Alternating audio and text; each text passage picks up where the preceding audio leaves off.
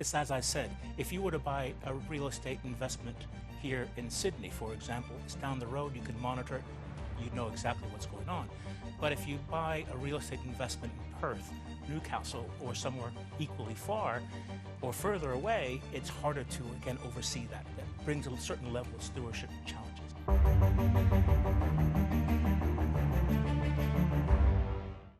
Why do you believe what we've seen happen at Australian Retirement Trust could happen again? Well, there's two reasons behind it. One is the rapid growth of superannuation as a whole. And this means that at current value size of around 4 trillion plus, it's difficult for the domestic market to absorb this growth. So funds increasingly have to go offshore. And roughly about 50% of the assets already offshore, again, because of liquidity. The Australian market just cannot absorb that kind of growth. Secondly, there is an increasing and a large, dare I say bias, but love affair with illiquid assets, with many super funds. And so as the offshore investment rises in listed assets such as shares or fixed income, the same is true within private equity, infrastructure, and of course, real estate. Given the size of Australia's super funds, are there alternatives to investing in those kinds of assets overseas? I would say in how it's accessed. Currently, there's two ways that Australian super funds access offshore investments. One, they outsource it to external managers. So managers who are based overseas in London, Tokyo, New York, wherever, and obviously they invest it from their home market. The other way is through internalization. And so many super funds are building their own investment teams, capturing economies of scale and hiring these teams to manage assets offshore. That distance brings a certain level of stewardship challenges. It's as I said, if you were to buy a real estate investment here in Sydney, for example, it's down the road, you can monitor it, you know exactly what's going on.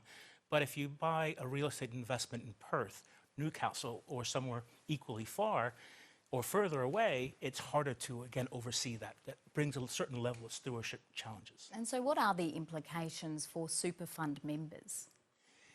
Well, firstly, you want your super fund to be well diversified, both domestically and offshore. You want your super fund to look at all assets, including real estate, private equity, infrastructure. So what happened with ART is not an issue against the asset class, nor is it an issue against ART itself. It just is a challenge going forward when you manage illiquid assets. Is it also a challenge for advisors and the financial system as a whole? There are many who are raising alarm bells, IMF being one. I don't subscribe to that. Because the flip side of doing nothing in superannuation, the flip side of not creating this nest egg is equally, if not worse. I guess the challenge for Australian funds is that in the last 10, 15 years, there's been consolidations. So the funds have been getting bigger from two ways. One is through natural contributions, and the other is through, again, mergers and consolidation. Now we're talking about fewer funds with large sums of money. So I'm not too surprised that when something goes wrong, the dollar side stands out. But in the totality of the overall fund, it's not necessarily going to put the member at risk.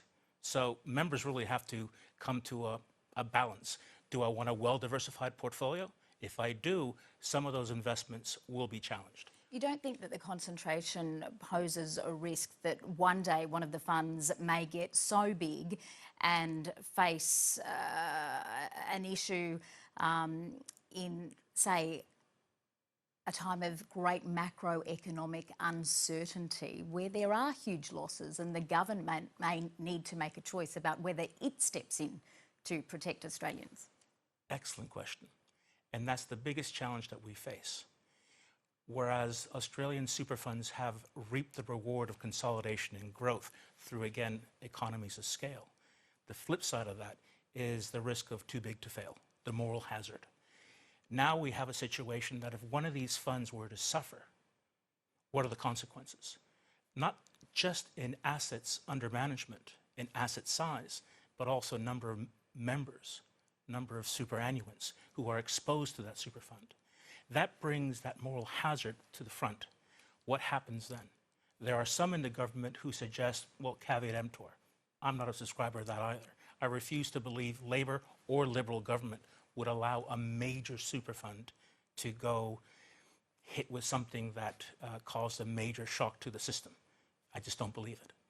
ASIC warned today it will consider taking action against super funds and auditors which fall short when it comes to providing up-to-date and accurate information and valuations. How welcome a step is that? I think you have to look at over the last 3 to 5 years, and you'll find that ASIC and APRA have been very proactive following the GFC. In the GFC, it was very hard to value many of these illiquid assets.